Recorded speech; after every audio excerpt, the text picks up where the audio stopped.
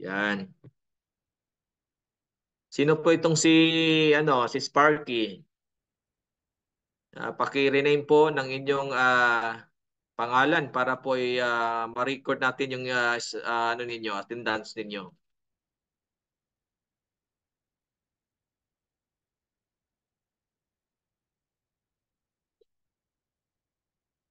Kapatid na Moses, pwede po ba kayong mag-opening prayer?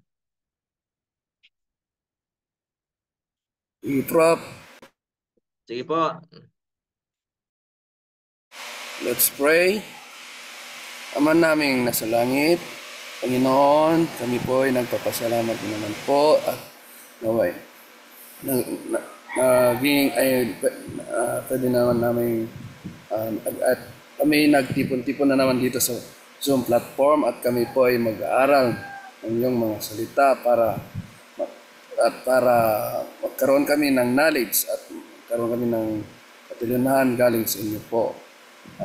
Naway bigyan mo kami ng katalinahan para maintindihan ang aming pag-aaralan at naway bigyan nyo din po si Prof. Aris ng katalinahan galing po sa inyo para ang lahat ng mga kailangan naming matutunan ay maibigay niya sa aming lahat at kami po ay matuto sa inyong mga salita. Aming panalangin, Panginoon Jesus. Amen.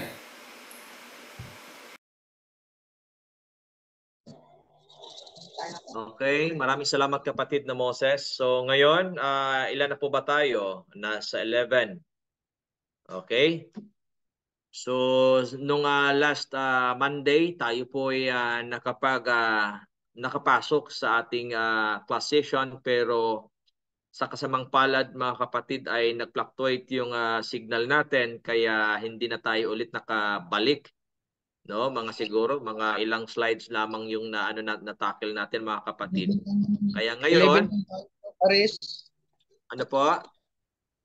11 lang tayo ngayon. Okay lang, okay lang. Kasi papasok din ng iba, baka pauwi na yung iba mga kapatid. Oo. So, kahit 11 tayo, so tuloy pa rin ang natin mga kapatid. Kasi 6 to 7, sayang yung oras natin. So, naka-record naman ito. Kaya, ipagpatuloy natin mga kapatid.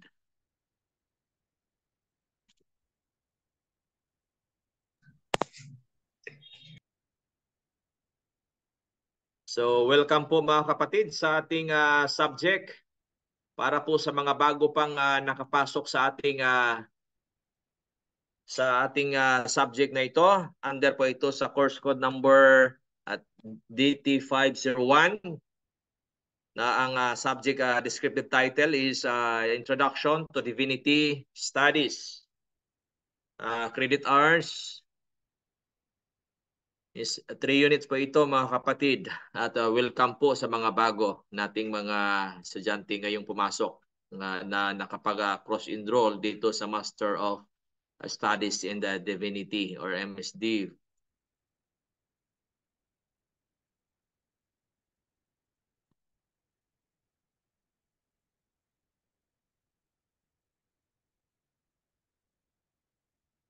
So dito po may reflection po tayo. Ito yung reflection sana nung last Monday pero hindi natin na mga kapatid. Pero ngayon tatanungin ko kayo para may interaction muna tayo bago tayo magtalakay sa ating magandang topiko ngayon. Does the subject of studies in divinity play an important role in our ministry? Ito po bang itong subject na ito ay makapagbigay ba ito ng malaking impact sa bawat natin, sa bawat ministry natin? Sa inyong palagay mga kapatid. 30 na po tayo. Yes, bro. Okay, bakit makapagbigay siya ng impact dito sa ating ministry na ibinigay sa atin ng Panginoon?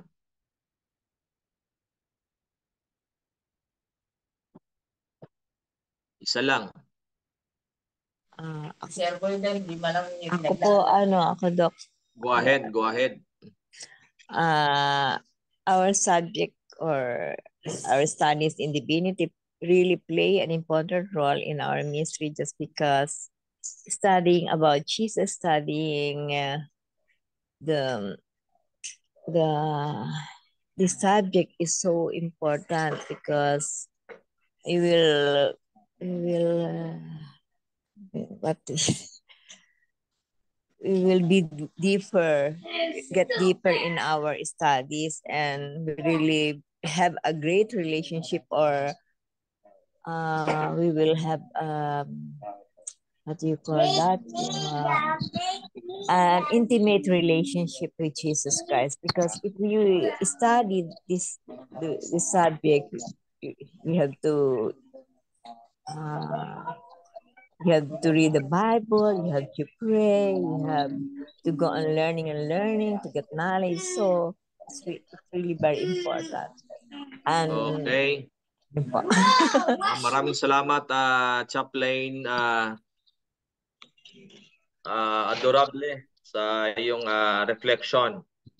Ito po, dito Sa, po kung magtanong ako dito. sa akin, Sparky. Dok, Yes, go ahead. yung sa akin, yung studies in divinity, parang divine plan ng Panginoon sa atin. Tapos, meron tang relationship sa Kanya. Tapos, kung meron tang relationship sa Kanya, divinity, pwede tayo na mag-share, help to other peoples, individuals. Yun lang, Doc Ares. Okay, maraming salamat, Chaplain Glenn Lumactod, sa iyong reflection. Last na po, si Doc Richelle Dacailo. Kisto, ano po ang reflection ninyo? Habang hindi pa tayo papasok sa ating talakayan, sa palagay nyo, bakit kaya na nagbigay ito ng important role sa ating mga ministries? Yes, Doc. Thank you, Doc. I guess the importance of studying this in this course in the studies in divinity in our ministry is that aside from gaining more knowledge on the Bible, on the lives of important people like Paul and other prophets or patriarchs, we also learn more about Jesus and in his ministry, and by modeling, by learning from his ministry, we'll be able to be effective in our ministry too. So aside from theology or from the knowledge in the Bible, we also learn many practical lessons or applications that we can apply in our own ministries. Okay, thank you. Thank you very much, Doc Richelle. Ay talagang makakatulong talaga ito kung tayo lang ay magpapatuloy sa ating pag-aaral. Mapalad na po tayo mga kapatid na itong mga master course na ito ay mapag-aralan natin dito sa ating missionary school, na ang objective nito ay talagang makakatulong sa ating mga ministries. Sa ating iglesia, hindi lamang makatulong sa ating sarili na madagdagan yung ating mga kaalaman, magiging ano din tayo, no? Magiging mas lalo tayong magagamit sa iglesia, lalo na doon sa pagtuturo ng mga kapatiran. Kasi kailangan talaga na dahil ang nagpa-progress itong knowledge, mga kapatid. So kailangan nating makisabay, no? Sa pag-aaral, lalo na tayo ay mga frontliners ng Panginoon sa kanyang mga gawain. Kaya mapalad tayo, pinili tayo, tinawag tayo ng Panginoon para habang tayo ay busy sa bawat oras natin dito sa mundo, sa pagtatrabaho sa gawain ng Panginoon, tayo din ay nagbigay tayo nag-invest tayo ng panahon para mas lalong lalago pa tayo sa pananampalataya. So dito po mga kapatid, sa mga bago pa lang nakapasok, welcome po sa ating subject na Introduction to Divinity Studies.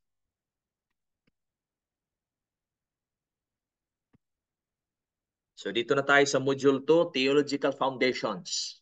Pag-aaralan natin mga kapatid, yung mga theological foundations ng iba't ibang mga relihiyon na nandito sa mundo, sa ibabaw ng lupa, mga kapatid, na ito yung mga basic theological concepts.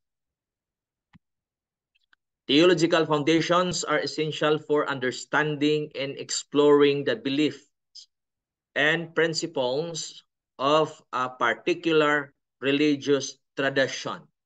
So bakit, mga kapatid, kailangan at importante nating maintindihan at malaman ang mga teolohiya ng iba't ibang mga relihiyon dito sa mundo? May ano ba ito? May impact ba ito, mga kapatid, na kailangan natin bilang Kristiyano o bilang missionary ng Panginoon? So kailangan din natin, mga kapatid, ang pag-aaral at intindihin kung ano ang mga konsepto o mga doktrina ng ibang relihiyon dito sa mundo. Yes, Ano Doc. itong theism? Theism, isa ito sa basic theological concept, mga kapatid, itong theism. What is theism? The belief and the existence of one or more gods or a higher power. Theism is a foundational concept in many religious traditions. Kaya sa ating mga nasalamuhang mga tao na mula sa iba't ibang mga relihiyon, may iba't iba silang mga konsepto patungkol sa Diyos, no? Lalo na dito sa loob ng mga sekta or denomination ng Kristyanismo, ay iba't iba ang kanilang mga konsepto o paniniwala patungkol sa Diyos. At kung lalabas ka naman sa ibang relihiyon na hindi kabilang sa Kristyanismo, ay makikita mo ay talagang ang dami nilang pananampalatayahan, mga kapatid, no? May naniniwala na 3 ang Diyos, may naniniwala na 4 ang Diyos, may naniniwala na 2 ang Diyos, may naniniwala na 1 ang Diyos, at may naniniwala na maraming Diyos. So dito, mga kapatid, pag-aralan natin yan, no? Dahil importante talaga natin malaman at maintindihan itong mga konsepto na ito para ay sa ganun ay madali kang bilang missionary or frontliner ng Panginoon sa kanyang gawain, kung ikaw naman ay makasalamuha sa mga tao, dahil hindi mo mga kapatid, na makaano ka talaga, no? Makasalamuha ka talaga sa mga taong may paniniwala sa mga iba't ibang paniniwala patungkol sa Diyos. So kailangan may ano ka na, may anong tawag dito? May informasyon ka na, may kaalaman ka na patungkol kung ano ang para mas madali mo silang maka-adjust ka, makaano ka sa kanila, makapenetrate ka sa kanila, dahil alam mo ang konsepto sa paniniwala ng ibang relihiyon, mga kapatid. Theism is a foundational concept in many religious traditions. Kasi wala namang relihiyon na hindi naniniwala sa Diyos, mga kapatid, no? Kasi ang relihiyon is isang organization ng mga tao na naniniwala sa ganitong na mayroong konsepto o paniniwala ng ganitong klaseng pananaw patungkol sa Diyos. No, kahit nga ang kahit ang mga atheists ngayon, mga kapatid, doon sa Amerika, nagtitipon-tipon na rin sila, no? Nagtitipon-tipon sila bawat linggo. May interaction sila sa lahat ng mga atheists. Nag-organize sila ng grupo, no? Ang ginawa lang na doon sa kanilang gatherings ay parang parang nagpi-picnic sila, o di kaya hindi sa isang gusali doon sila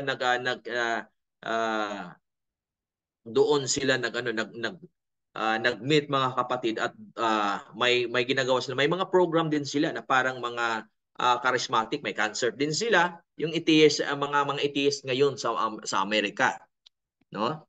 Kahit hindi sila naniwala patungkol sa isang Diyos o sa may Diyos, ay kahit sila ay nagpulong-pulong sila mga kapatid. Pero itong paniniwala na may Diyos ay isa itong kung sa ano pa, parang ano ito, parang haligi ito ng kanilang paniniwala.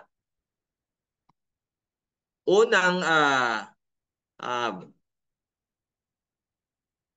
paniniwala mga kapatid, no? O konsepto na naniniwala na may Diyos, itong tinatawag na monotheism. Ano itong monotheism? Monotheistic theism holds the belief in the existence of a single deity. Examples, itong Kristyanismo, itong Christianity, tayo, no?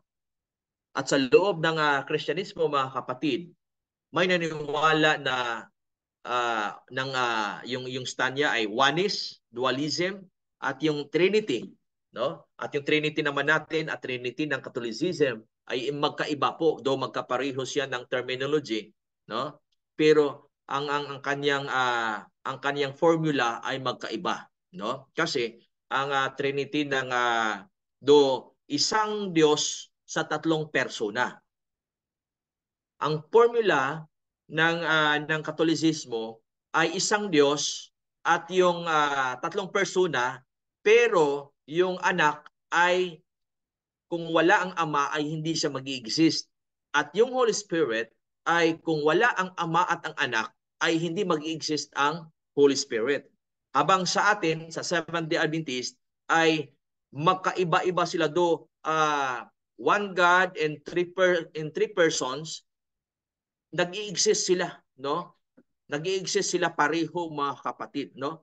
Na hindi nagre-rely sa kanilang existence sa bawat isa, no? So sa Christianity, belief in one God who is triune, the Father, Son, and the Holy Spirit as revealed in the Bible.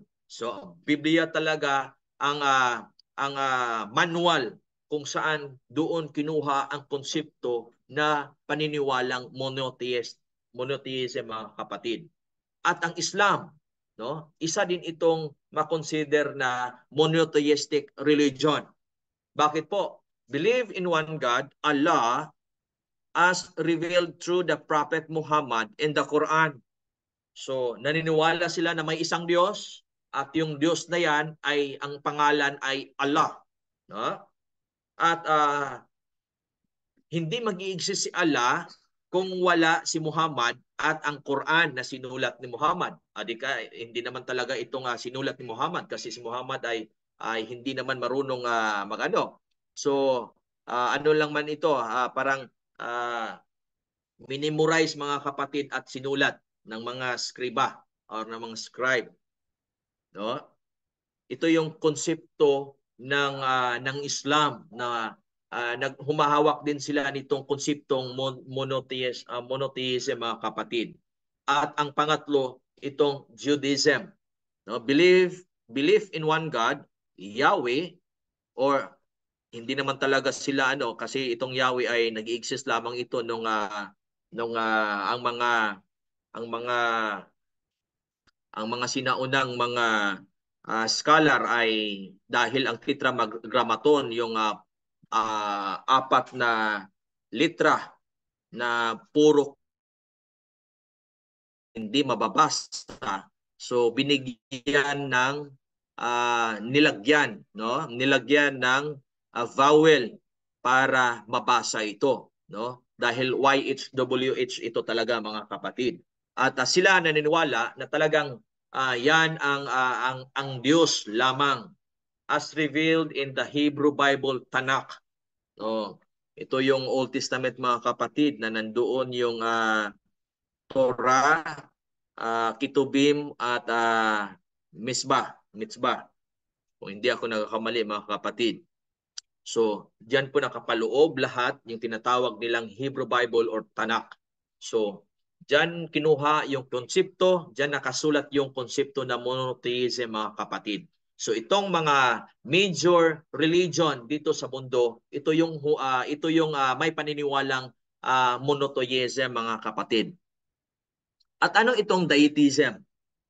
Is a theological concept that posits the existence of two equally powerful and opposing deities of divine forces. Daw itong deism, konsepto ito ng dalawang makapangyarihang Diyos na anong tawag dito, nag-aaway, mga kapatid. Often engaged in a perpetual struggle or conflict. No, talagang walang katapusan yung pag-aaway nilang dalawa. This belief system suggests that the universe is governed by these two divine beings, each representing contrasting principles or aspects of divine duality. So, yun ang paniniwala ng mga deitism, mga kapatid, no? Na naniniwala sila na may dalawang Diyos na nagsalpukan ng walang katapusan, mga kapatid. No? At yun ang dalawa na nag-burn, na mahala, no, sa universo, mga kapatid, at hanggang dito sa ating planeta. Yan po ang paniniwala ng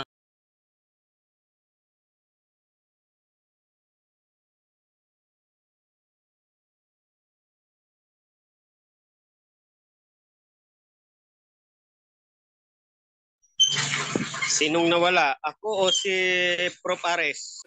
Po, si Prof. Aris. wala. Si Prof po. Kala ko ako nawala. Chart, ayun.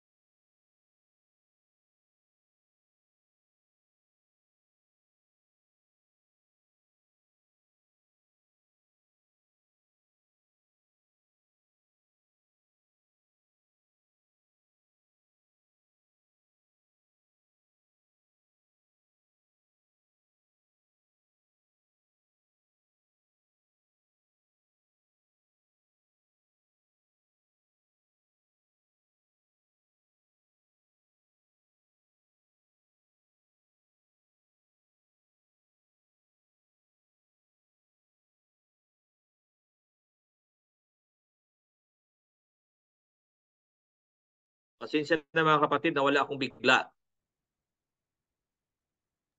Okay lang ba daw. po? Okay lang po ba ang ano natin dyan, ang connection natin? Okay na po. Okay na po. Okay, thank you.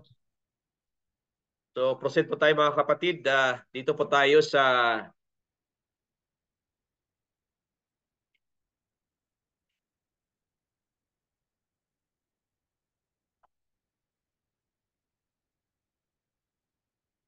page po ba ito? Anong slide kaya ito? 25.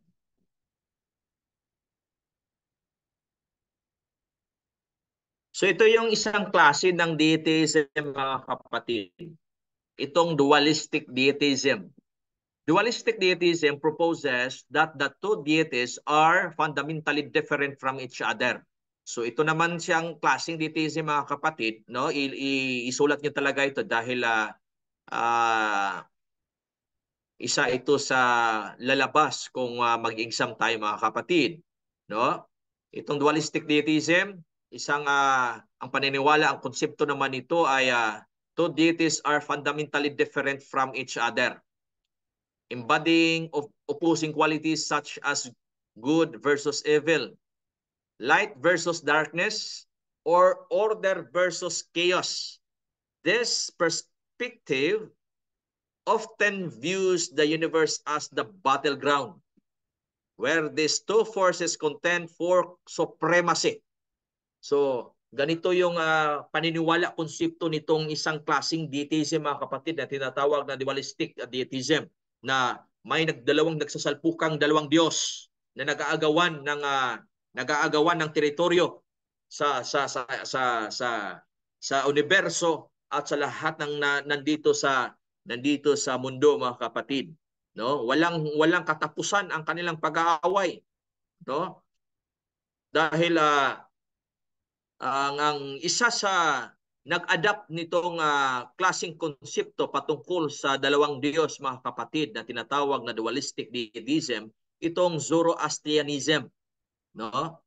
Isang klaseng relihiyon ito mga kapatid. This ancient Persian religion presents a dualistic worldview centered around the conflict between Ahura Mazda, the god of the light and goodness. So ito daw itong klase ng pangalan ng Diyos na ito ay tinatawag nilang Ahura Mazda sa ancient Persian religion na tinatawag na Zoroastrianism. At ang Angra Mainyu or Ahriman, the god of darkness and evil, no? Followers are called to align themselves with the forces of good and resist the influences of evil. So yan po ang paniniwala ng mga Zoroastrianism na relihiyon mga kapatid, nung sinaunang relihiyon ng Persia na ang Diyos na Ahura Mazda at si Ahriman. Kaya dito makikita nyo dito sa picture mga kapatid, no? In ancient Persian religion, Zoroastrianism, Ahriman aka Ahrimanius or Agramania is the leader of the enemies who oppose Ahura Mazda aka Uzmaz or Uromazdes. Because Zoroastrians believe in a completely dualistic form of religion, Ahriman is thought to be the first personification of the devil. Yung dito makikita mo mga kapatid dito sa picture na may isang hari at nag-aaway sila ng malaking leon, no? Itong hari ay nagrepresentar ito kay Ahura Mazda or the god of the light and goodness. At ito namang leon na may sungay, no? Ito yung nagrepresentar doon sa Diyos ng kadiliman, no? Kaya dito makikita niyo mga kapatid, ito yon ang relihiyon ng mga Zoroastrian na mga Persian mga kapatid. At ang pangalawang klase ng deism, ito yung complementary deism. Complementary deism suggests that the two deities are complementary aspects of the unified whole. It's necessary for maintaining balance and harmony in the cosmos rather than being in opposition. So iba naman itong complementary deism na pangatlong klase, no, ng deism ay magkapareho lang sila, no? Puro sila walang bad sa kanila mga kapatid rather than being opposition, no? Walang opposition dito na magkalaban, na katulad dito sa Pilipinas na may opposition na mga partido na laging nag-aaway o nagbabangayan mga kapatid. These deities work together to ensure the functioning of the universe. Example, the Chinese dualism. So itong relihiyon ng paniniwala ng mga Chinese, no? Na may dalawang puwersa na hindi sila magkaaway, kundi parang ano siya, asawa at asawang lalaki at asawang babae. Sa Tagalog kasi isa lang, no? Generic lang yung mag-asawa. Pero sa Bisaya, ano talaga, detail talaga, no? Kasi ang lalaki tatawaging bana at yung babae naman ay tatawaging asawa. So silang duha mag-asawa sa Tagalog. So ang Chinese dualism, mga kapatid, no, napabilang sila nitong konsepto ng complementarianism. Some interpretations of the Chinese philosophy, such as the concept of yin and yang, propose the dualistic framework where yin represents feminine, passive, and dark qualities. Together, yin and yang form a harmonious balance that underlies all existence. So yung yin and yang, mga kapatid, ay napabilang yan sa konsepto ng complementary deism, no? Hindi sila magkaaway, no? Talagang ano talaga sila, no? Hindi sila inseparable sila dalawa kasi ma-imbalance yung cosmos, mga kapatid, pag mawala itong isa. Yan ang paniniwala, mga kapatid, no, ng Chinese dualism. At ano naman ang pangatlong deism, itong Gnostic deism. Gnostic deism arises from certain Gnostic or esoteric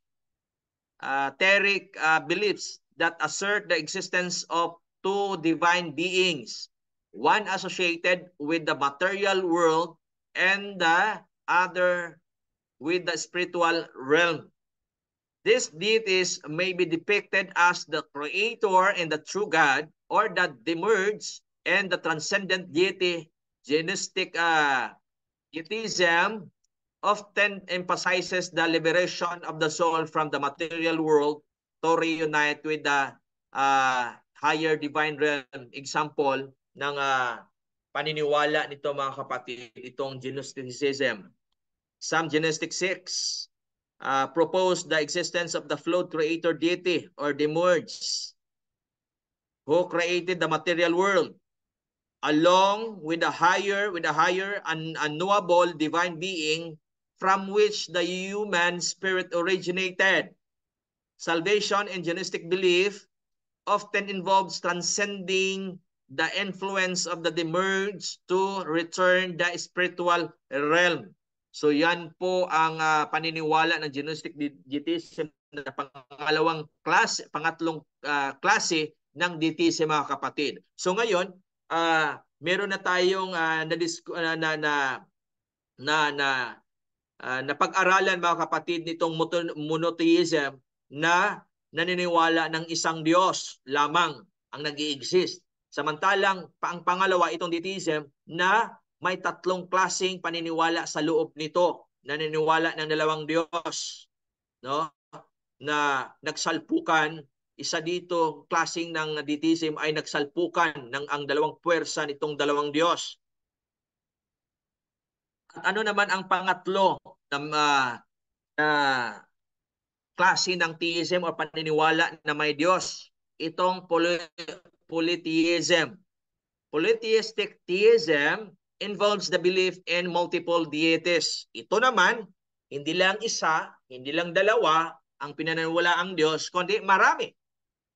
Often with distinct rules and attributes. Example include ancient Greek religion.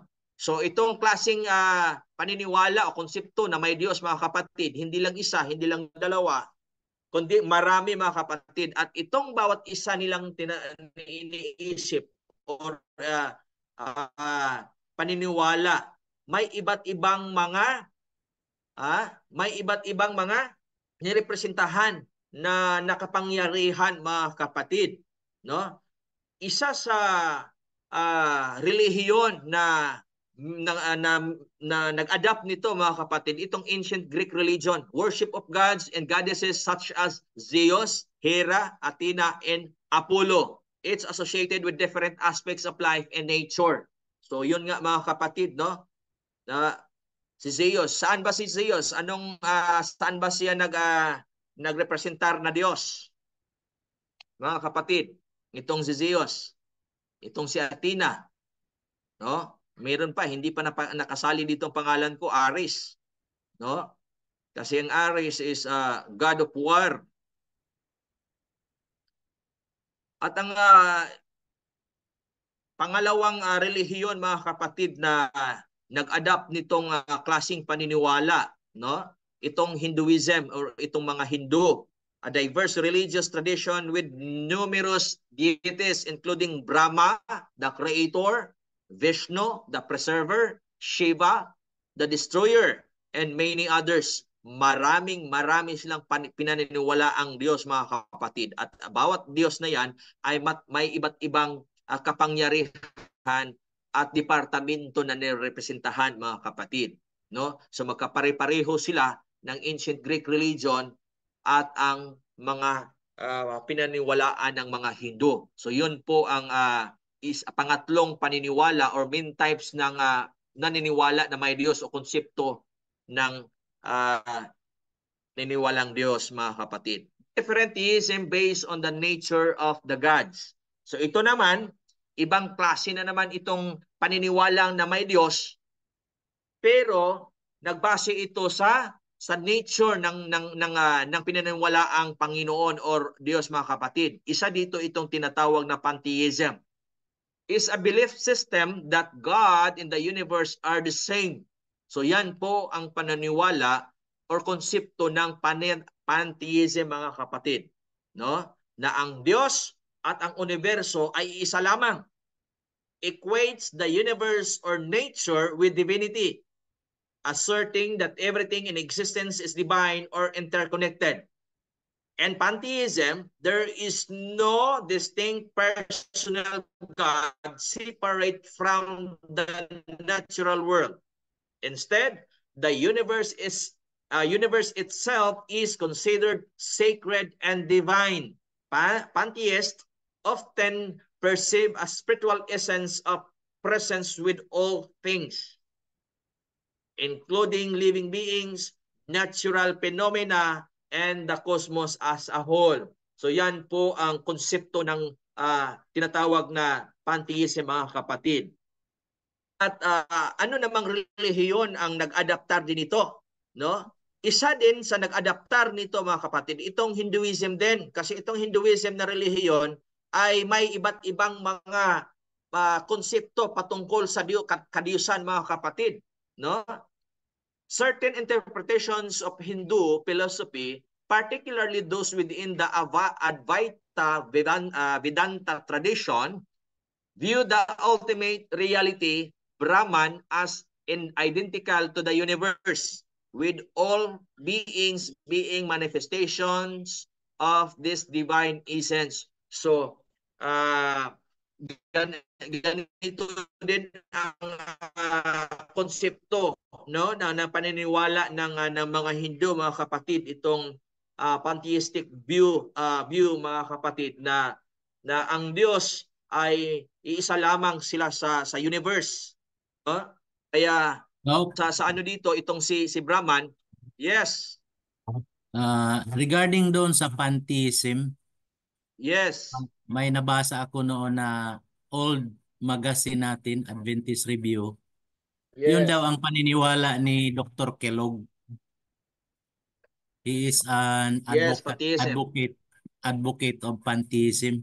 Yung paniniwala na ang Diyos at ang nature, ang Diyos ay nasa nature. Yun ang paniniwala ni Dr. Kellogg. Yun lang ang ma-share ko. Yes, kasi sa kanyang pag-aaral mga kapatid, no? Kasi scholar siya ni Mrs. White. So nung nag-aaral na siya, no, nung kahit saan na siya nakapunta, so nakasagap siya ng ibang konsepto mga kapatid, no? Kaya yun ang nagiging propagator or endorser ng pantheism mga kapatid sa loob ng iglesia. Pero hindi naman siya nagtagal dahil naano naman siya talaga mga kapatid, nawala siya sa iglesia. Kaya isa siya dito mga kapatid na na kumuha or nagkuha ng konsepto ng ganyang klase, mga kapatid. So ang Hinduism, isa din mga kapatid. Meron din silang paniniwala na ganyan. At ang Taoism, ano naman itong Taoism? So meron din silang pantheistic view, mga kapatid, itong mga Taoist. Kasi sabi nga dito, Taoist philosophy, particularly as expressed in the Tao Te Ching and the other Taoist texts, emphasizes the interconnectedness and harmony of all things within the Tao or the way. The Tao is seen as the underlying principle that governs the natural world and transcends human understanding. So ang Taoism din, mga kapatid, no, isang paniniwala din ng isang relihiyon din ng mga Chinese, no, ng mga insect. So nag-adaptar din sila nito, mga kapatid, nitong pantheistic view na ito. At certain forms of Buddhism, while Buddhism encompasses a wide range of beliefs and practices, some interpretations, particularly in Mahayana and Zen Buddhism, kasi magkaiba't iba kasing klaseng Buddhism, do isa lang sila, pero nakapaloob nito maraming klase or mga sikta ng Buddhism. So dito nga, particularly in Mahayana and Zen Buddhism, emphasize the inherent interconnectedness of all beings in the universe. The concept of Buddha nature suggests that all sentient beings possess inherent enlightenment. So ano itong sentient beings? Tayo yung makapag may sentient, from the word sentient, may pag-iisip, may responsive siya sa kanyang paligid. Yan po ang ibig sabihin ng sentient being. So tayo mga tao, so isa dito sa sentient being, mga kapatid. So sabi nila, yan ang paniniwala nila, mga kapatid. Blurring the distinction between the individual and the divine. At a certain indigenous and nature-based religions. So meron din ganitong klaseng pantheistic view, mga kapatid. Many indigenous cultures and nature-based spiritual traditions around the world embrace pantheistic beliefs by revering the natural world as sacred and viewing all living beings as interconnected parts of the larger whole. Example includes various indigenous traditions, paganism, and animistic belief systems. So yan din, mga kapatid, na mapabilang dito sa pantheistic view, or pantheistic belief, mga kapatid. Some Western philosophical traditions throughout history, various Western philosophers such as Baruch Spinoza, Ralph Waldo Emerson, and Henry David Thoreau have espoused pantheistic views, emphasizing the divine presence and nature and the interconnectedness of all existence. So itong mga ano na ito, mga kapatid, ay nag-a-adapt nitong konseptong pantheistic view, mga kapatid, or pantheism. Ang pangalawang klase ng ibang klaseng theism na based on nature of the gods, itong panentheism. No? Ano naman itong panentheism? Iba ito sa pantheism, mga kapatid. It's a philosophical and theological concept that posits that the divine or God is both immanent within the universe and transcendent beyond it. Unlike pantheism, which equates the universe with divinity, panentheism asserts that while the universe is part of God, God also transcends the universe in order. In other words, God is greater than the sum of all existence and encompasses everything while also existing beyond it. So in panentheism, God is seen as the creative and sustaining force behind the universe, intimately connected to every aspect of existence. The universe is considered to be within God, and God is perceived as continuously interacting with the influencing the cosmos. So yun po ang panentheism, mga kapatid. No? Ano namang relihiyon dito sa mundo na may konseptong ganito? Certain forms of Hinduism. Sabi ko nga, ang Hinduism ay parang Christianism. Maraming mga konsepto din na mga organization o sekta, no, or mga grupo na nasa umbrella ng Hinduism na may iba't ibang konsepto, mga kapatid. Within Hindu philosophy, particularly in the Bhakti and Vedanta tradition, there are panentheistic interpretations that view the universe as an expression of the divine consciousness, Brahman, and emphasize the intimate relationship between the individual soul or Atman and the universal soul. Yan po, isa din yan sa naniniwala ng ng panentheistic view, mga kapatid, itong mga Bhakti at Vedanta tradition. Process theology, ito din, no? Ito din, mga kapatid, a modern theological framework that emerged in 20th century. Process theology adopts panentheistic views by conceiving of God as dynamically involved in the ongoing process of creation and evolution. According to process theology, God is not a static or unchanging entity. No, hindi talaga siya magkapareho sa quality ng monotheism na konsepto. Bakit po? Dahil ang paniniwala nila dito ay ang Diyos ay magbabago siya, no? Nagde-develop siya, nag-i-evolve siya, katulad sa kung nag-i-evolve man ang mundo, nag-i-evolve din siya, mga kapatid. God is not a static, no, or unchanging entity, but rather actively engaged with the world, experiencing and evolving alongside it. No? Example, dito sa makikita nyo dito sa picture, mga kapatid, dito sa screen. Ito yung itong Diyos. God is not omnipotent in the sense of being coercive. So yan po ang kanilang paniniwala, no? Omnipotent. Ano pong ibig sabihin ng omnipotent? No? Ano pong ibig sabihin ng omnipotent? Walang katapusan. Ha? Kahit nandoon siya, All-knowing God. Everywhere. kahit saan. Powerful po. Iba po ang omnipotent at iba po ang All omniscience. powerful.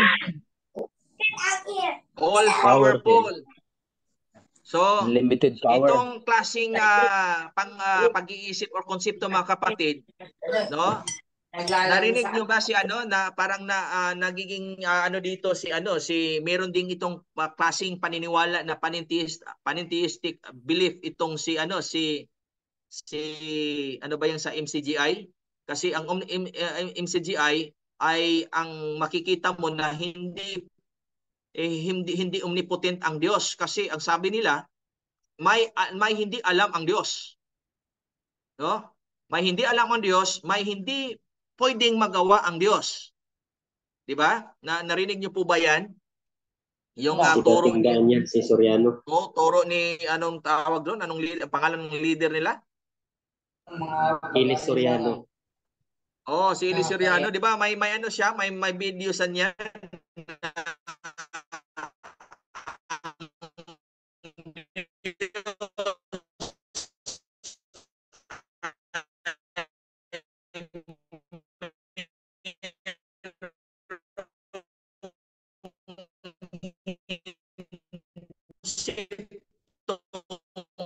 Panentheistic view. No, God is not omnipotent in the sense of being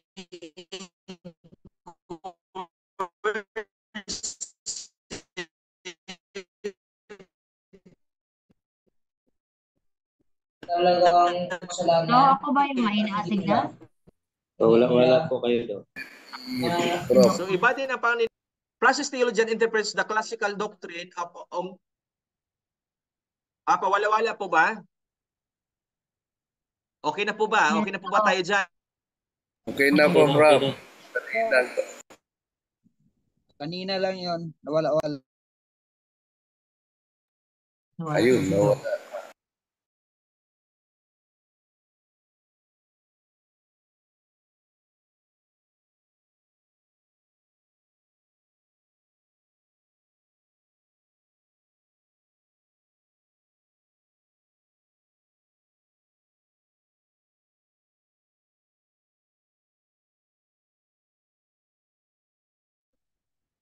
Pasensya na mga kapatid, ay nawala po tayo bigla kasi nga nag-fluctuate ang signal natin dito.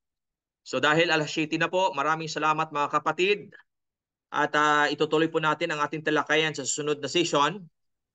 At kung sino pong makapag-screenshot ng ating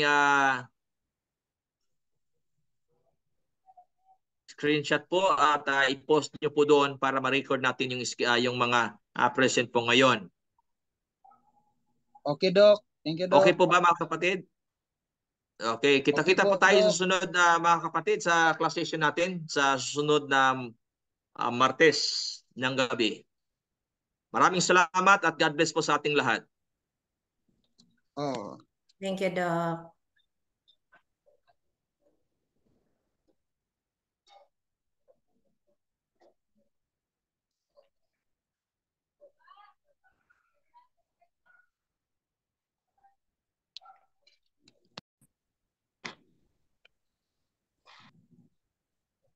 So tuloy po tayo mga kapatid. Para maubos natin ang ating, matapos natin ang lahat ng slides, para sa susunod ay ibang module na naman ang ating matalakayin.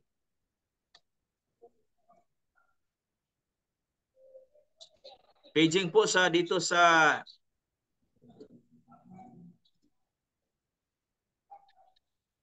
okay, nawala. Okay. I-screen balik po tayo mga kapatid.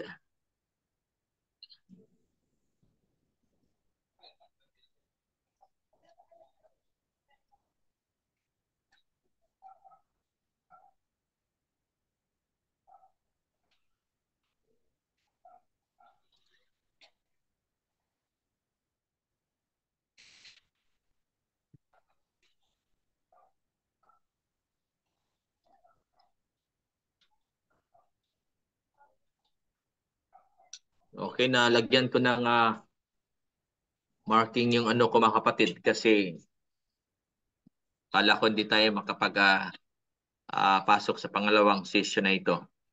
So tuloy po tayo. So yun nga mga kapatid, no, itong yung paniniwala or konsepto ng panentheism ay the process theologians interpret the classical doctrine of omnipotence as involving force and suggest instead a forbearance in divine power, persuasion. In the casual sense, means that God does not exert independent control. So sa ilang paniniwala ay sa konseptong ito mga kapatid ay hindi totally na ang Diyos ang humawak o may hawak ng kontrol sa lahat ng bagay sa universo at dito sa mundo at kahit paman sa mga tao. So yun po ang paniniwala ng mga nitong klaseng konsepto mga kapatid. And some forms of Christian mysticism. Certain mystical traditions within Christianity, such as those influenced by the writings of Mr. Eckhart, no, in Teilhard de Chardin. Pari ito mga kapatid ng Katoliko. Incorporated panentheistic perspectives. These traditions emphasize the indwelling presence of God within all creation and the idea that the material world is infused with divine presence. So itong si Pierre Teilhard de Chardin at itong si Eckhart von Ockham. In some aspects of New Age spirituality, meron din sila nitong klaseng konsepto mga kapatid na panentheistic view. Elements of New Age thought embrace panentheistic ideas by emphasizing the interconnectedness of all things and the idea that individuals can experience a direct personal connection to the divine through spiritual practices and experiences. So yan po mga kapatid. At sa mga indigenous and nature-based spiritual traditions, no, naniniwala, meron din silang konseptong ganito. While not explicitly pantheistic in the philosophical sense, many indigenous and nature-based spiritual traditions acknowledge the sacredness of the natural world and the presence of spiritual forces that pervade all aspects of existence. These traditions often emphasize the interconnectedness of all life and the importance of living in harmony with nature.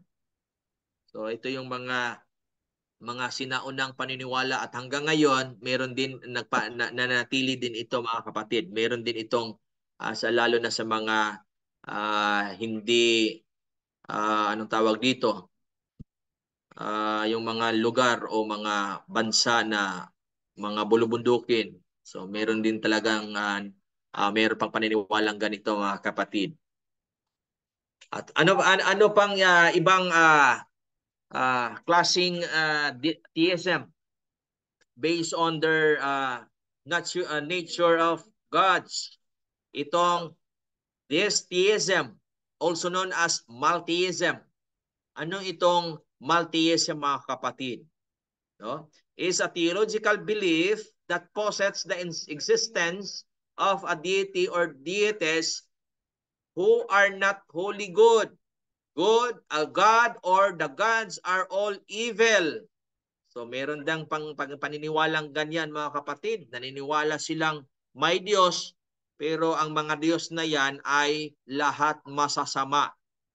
And may even be malevolent or malevolent or indifferent towards humanity. Kaya lahat nakikita nila sa mundo na mga sakuna at mga trahedya, lahat yan isinisisi nila sa mga Diyos nila na iniisip o pinaniniwalaan dahil walang mabuting Diyos silang pinaniniwalaan mga kapatid. Yan ang tinatawag na multitheism.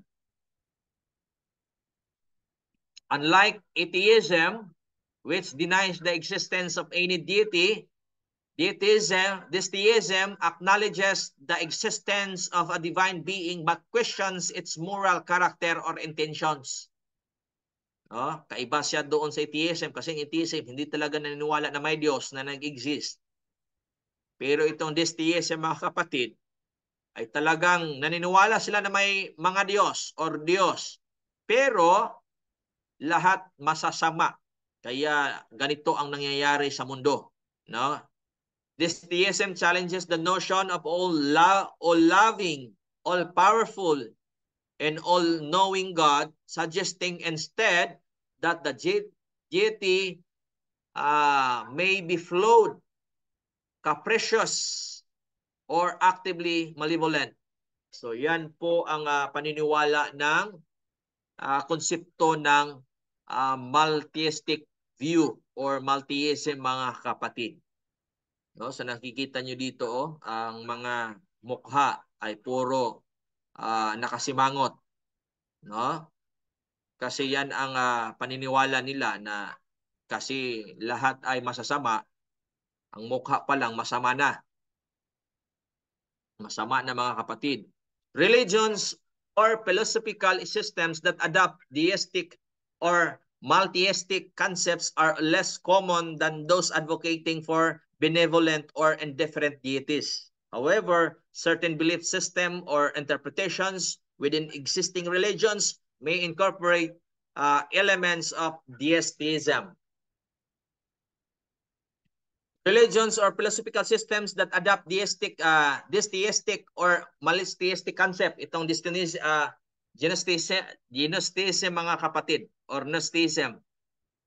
Some interpretations of Gnostic thought portray the creator God, the demiurge, as a flawed or malevolent being responsible for the imperfect material world.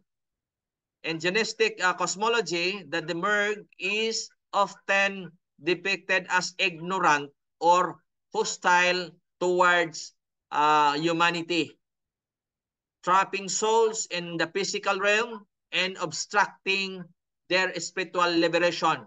Katulad kung makakita sila ng mga taong may kapansanan or may mga sakit. So ang iniisip nila diyan, ang kasalanan niyan, ang may kasalanan ay ang Diyos. Kasi ang Diyos ay hindi nag-iisip sa kanilang pag-iisip, sa kanilang konsepto dahil gusto nilang parusahan ang tao. No, kaya kinulong nila yung iniisip nilang soul or spirit diyan sa loob ng katawan ng taong may kapansanan or debikto. So yan ang mga paniniwala, mga kapatid, ng deistic view or multiistic or multiism concepts. At ito namang dualistic religions, dualistic belief system such as certain forms of Zoroastrianism posit the existence of two opposing cosmic forces, one representing good, Ahura Mazda, and the other representing evil, Angra Mainyo. While Ahura Mazda is considered the supreme deity associated with goodness and order, Angra Mainyo embodies chaos and destruction. In this framework, the presence of an inherently malevolent force challenges the notion of a holy, benevolent divine being. So ito ding relihiyon ng mga sinaunang Persian, mga kapatid, ay meron din silang konseptong ganito, itong deistic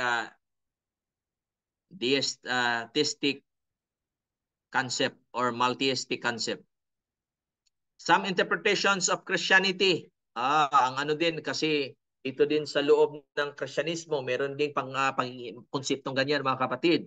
While mainstream Christian theology emphasizes the benevolence and omnipotence of God, certain theological perspectives or individuals may adopt these theistic views in response to the problem of evil. No? Kaya iwasan natin yung pagsisisi, isinisisi yung lahat na nakikitang mali or yung mga sakuna sa Diyos. Kasi meron talagang kahit siya ay Kristiyano, pero may pag-iisip siya na ang may kasalanan niyan ay ang Diyos. Katulad niyan, sinong gumawa ni Satanas ay ang Diyos. Kaya may sakuna ngayon. So ibig sabihin, ang may sala kung bakit nagkaganito ang buhay ng mga tao sa mundo dahil sa Diyos, kasi ginawa daw niya ang Satanas. Hindi naman ganoon ang sinasabi ng banal na kasulatan. Sino bang gumawa ni Satanas? Si Lucifer. Siya mismo nag-evolve na sa kanyang sarili, no? Hindi ang Panginoon. Wala nang kinalaman doon sa kanyang evolution, no? Sa kanyang pagbabago sa kanyang sarili, ang Diyos, no? Kasi ang Diyos kasi, mga kapatid, sa konsepto at sa banal na kasulatan, perspektibo ng banal na kasulatan, ay ang Diyos ay nagbigay sa atin ng free will, no? Binigyan tayo ng, iyan ang ibinigay sa atin na kapangyarihan, mga kapatid. Masasabi niyo bang kapangyarihan ang free will?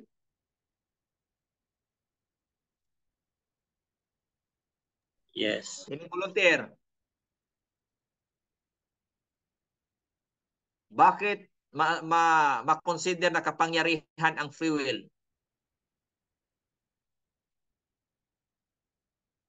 Okay, magtawag ako dito habang uubusin natin itong nandito. Habang wala pang sunod na professor. Okay. Dito tayo magsisimula sa baba. Dito tayo kay Pastor Pablio Pistolante. Sa iyong pananaw, Pastor, ano kaya ang reflection mo sa ganong tanong? Sakto gyud kayo, Pastor. Masasabi ba na nagpanihapon at ang free will? Sige. Skip Pastor, kita. Okay, dito tayo. Okay. Okay na, Pastor. Magtubag na lang ko. Sige, okay, go ahead. Yeah, ang free will po ay makapangyarihan because ito ang isang gift ng Panginoon na hindi kayang pakialaman ng Diyos. Ang kalayaan na pumili, ang kalayaan na magdesisyon. Kaya po, kung makikita po natin, ang lahat ng nilalang ng Panginoong Diyos ay pinagkalooban po niya ng kapangyarihan o kalayaang pumili kung sila ay susunod o kung sila ay susuway sa pamantayan ng Panginoong Diyos. Kaya po, this is a very powerful gift that the Lord has given to all His creation. Yun lang po, Pastor. Thank you. Amen. So maraming salamat, Pastor. At dito tayo sa kay Aimee Larieta. Ano pong masasabi niyo, kapatid? Na masasabi niyo pa or makonsider niyo po ba na isang kapangyarihan ang free will na ibinigay sa atin ng Panginoon?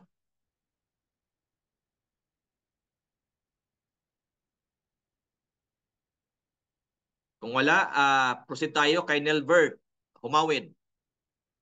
Anong masasabi mo, kapatid? Anong masasabi mo? Isa bang kapangyarihan ang free will na ibinigay sa atin ng Panginoon?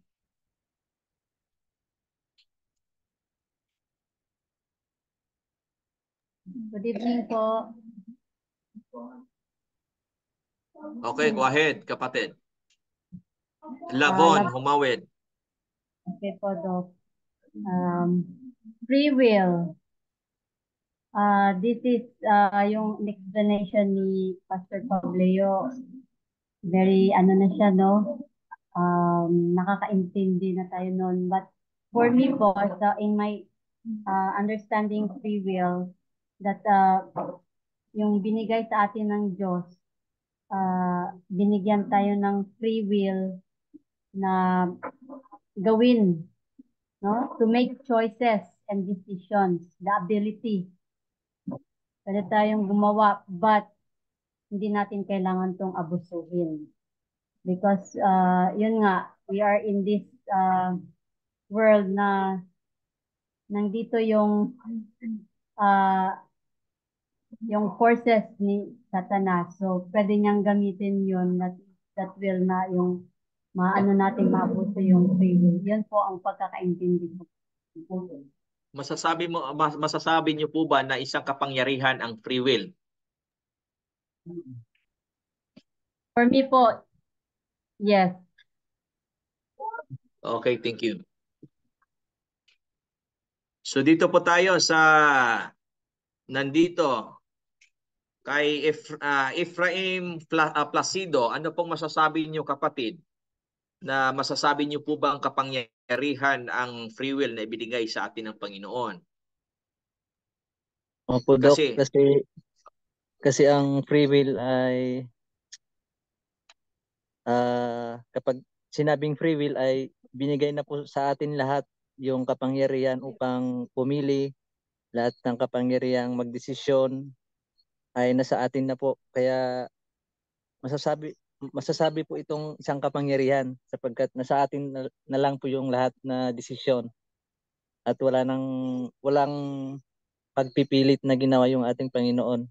Nasa atin lang po kapangyarihang pumili. Okay, maraming salamat, kapatid. Si kapatid na Bursley Ramak, ano pong masasabi niyo? Ma-consider niyo po ba na isang kapangyarihan ng free will? Yes, Doc. Bakit? Kasi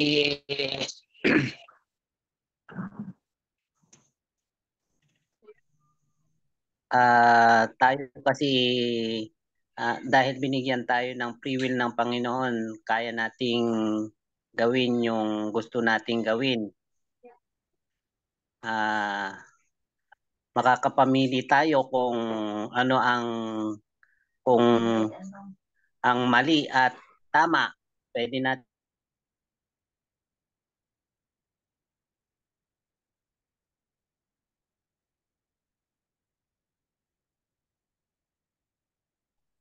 nawala ako, Doc. Pasensya na. Okay lang. Nagluloko yung signal ko. Pareha tayo dito, kapatid. Wala na naman yata. Okay, wala na po ba?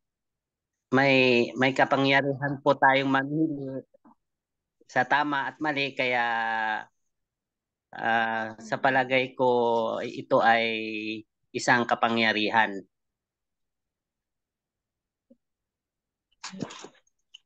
Okay, Yun lang, maraming Doc. salamat kapatid na Bursley Ramak.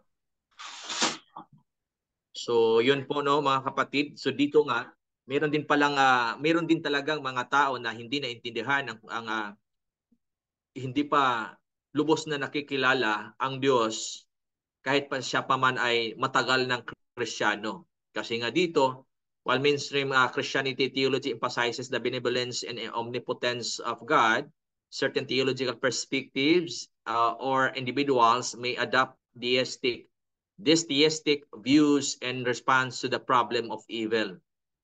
No, the existence of suffering and injustice in the world has led some theologians to question the traditional understanding of God's nature, no, suggesting that God may be indifferent or complicit in human suffering.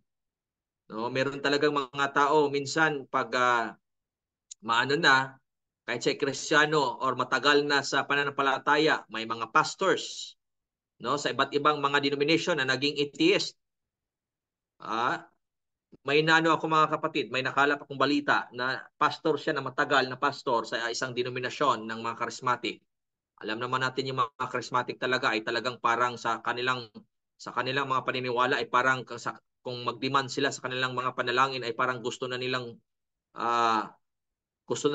paanohin ang Panginoon, no? Anuhin dito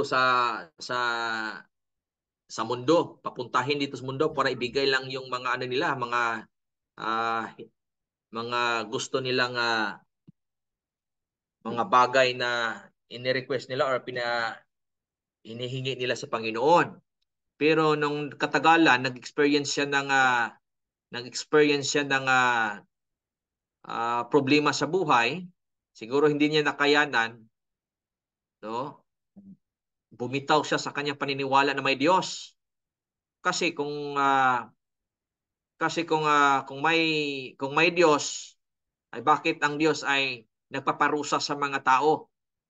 So dito siya nalink mga kapatid, no? Bago siya atheist siya, at the same time, isa siyang multi-theistic. Bakit? Kasi kung atheistic lang siya, hindi na siya naniniwala at wala na siyang iba pang mga komento patungkol sa Diyos. Pero nung nagkomento siya patungkol sa Diyos, meron bang Diyos na ganyan pinarusahan ng tao? Tingnan mo, may kapansanan na yan. Inborn yan. Bakit niya inilagay? Bakit ginanyan niya ang tao? No, isinisin niya lahat sa Diyos. Ang mga nangyayaring hindi maganda, lalo na sa mga sa katawan ng tao na may depektuso. No? So meron din ganyan mga kapatid, no? At sana'y hindi tayo mag-adapt ng ganyang klaseng paniniwala kasi meron din talagang mga Adventist na sa katagalan sa pananampalataya ay nag-iba ang ihip ng pag-iisip, lalo na experience ang mga ganyan o mga klaseng mga pangyayari sa buhay na isinisi sa Panginoon. So pag sinisisi mo ang Panginoon sa mga bagay na hindi mo naintindihan at mabigat sa iyong kalooban, tanggapin ang mga pangyayari. So ano na yan? Pumasok ka na sa konseptong multi-theism mga kapatid or theistic concept.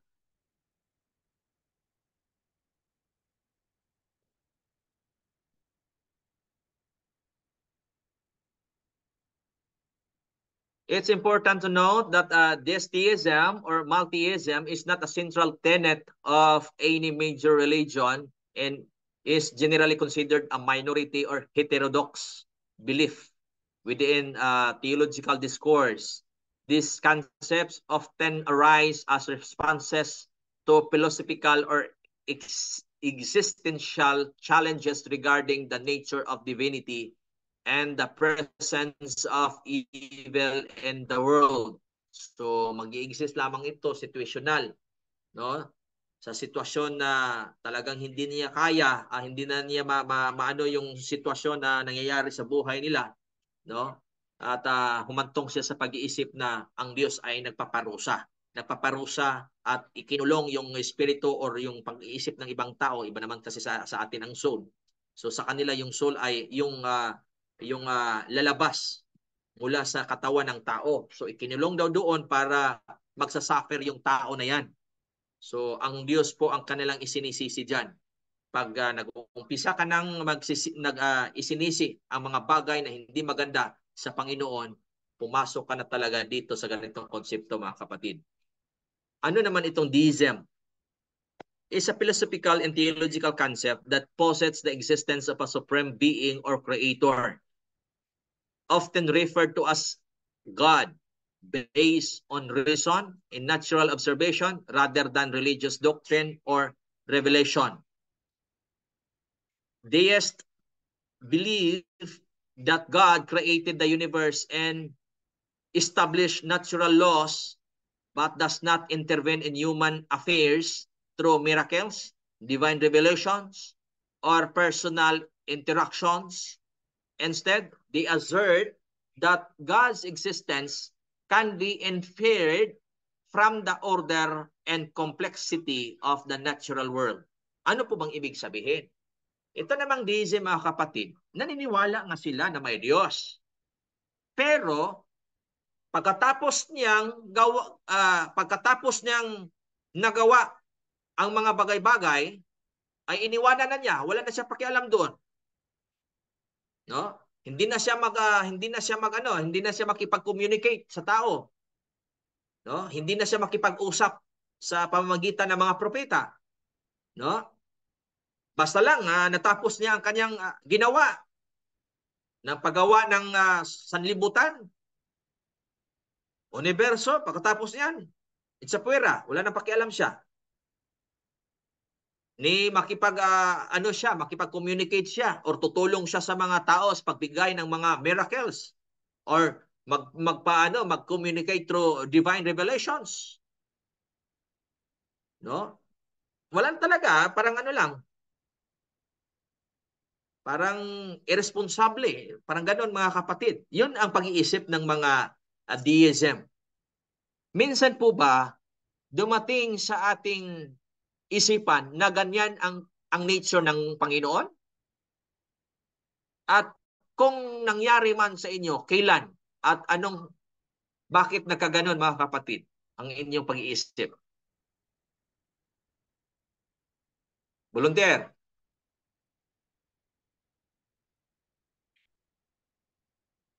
Dumating po ba sa ating isipan o dumating po ba sa ating pag-iisip na ang Diyos ay wala nang pakialam sa aking buhay? Tapos niya akong gawin, tapos niya akong ganituhin, wala na siyang pakialam. Ni mag-respond siya sa aking mga panalangin, kahit naman sa mga miracle o di kaya sa mga magparamdam naman siya sa iba't ibang mga pamaraan, o di ba kaya may tinig ako maririnig, o di kaya mananaginip ako, o di kaya may makikita akong mga bagay na ganito ganyan. Kailan po nangyayari o nangyari po ba yan sa inyong buhay, mga kapatid? Dumating po ba kayo sa puntong ganyan? Doc, hello, Tanong Doc. Pare. May illustration akong na bigyan ko ng 20 points. Volunteer. Doc. Okay, go ahead. Yes, go ahead.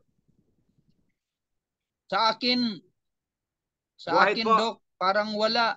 Kasi Panginoon, mapagmahal yan. Kahit masamang tao, pilit niya lahat ng tao na yung sa akin, wala. God is love talaga, Doc. Hindi ko naramdaman yung Panginoon na nagkuhan sa atin parang nagalit. Ang Panginoon is God is love talaga. Yun lang, Pares. Hello, Doc okay. Aris. Okay, so 10 Doc. points po. Yes. Thank you, Doc. 10 Doc, points. Doc Ray will take over ahead. po. Doc Lea's class. 7:30 po daw. 7:30. Ano ng oras na po ba? 7:30. 7:22. 7:32. Congrats talaga. Ako lang You ang can 10 wrap minuto. up po. Maraming Siguro, salamat na po. you can Ha? wrap up po until 7:35, Doc Aris. 3 minutes. So Wrap ganito up mga mo po. kapatid, Sige po. minsan, okay po, maraming salamat po. Ganito kasi minsan mga kapatid, kahit tayo ay naniniwala, napabilang tayo sa monotheism, naniniwala tayo na may Diyos, na may interaction sa tao, gumawa siya, may concern siya, hindi siya irresponsable. Pero minsan, dahil sa mga demand at doon sa mga bagay na gusto nating mangyayari sa ating buhay na hiningi natin sa Panginoon at hindi nangyari, minsan nag-shift tayo sa konseptong deism na para bagang inisip natin na pinano lang tayo, no? Hinayaan na lang tayo, walang pakialam ang Panginoon. So ganyan po ang mangyayari. So sana hindi yan mangyayari sa atin mga kapatid, kasi kung dumating ka man sa ganyan, may may tinatawag na anong tawag dito? Nakalimutan ko. Yung may crisis ka na. No? May anong tawag dito? May confused ka na at may crisis na nangyayari sa iyong isipan. Dahil minsan tayo sobra nating pag-iisip sa mga bagay at gusto nating makuha agad-agad. At minsan ay gusto ng Panginoon na maghintay tayo pero hindi tayo makahintay. So makapasok tayo sa pag-iisip sa konsepto ng mga deism mga kapatid, na deism concept, na para bagang ang Panginoon ay hindi na wala nang pakialam sa ating buhay. So dito na lang muna tayo mga kapatid. So maraming salamat po sa inyong mga pag-respond sa aking mga tanong, at God bless po sa ating lahat. Ibigay ko na po ang panahon kay Doc Lea. Thank you, Doc Aris. Doc Ray, you may take charge po.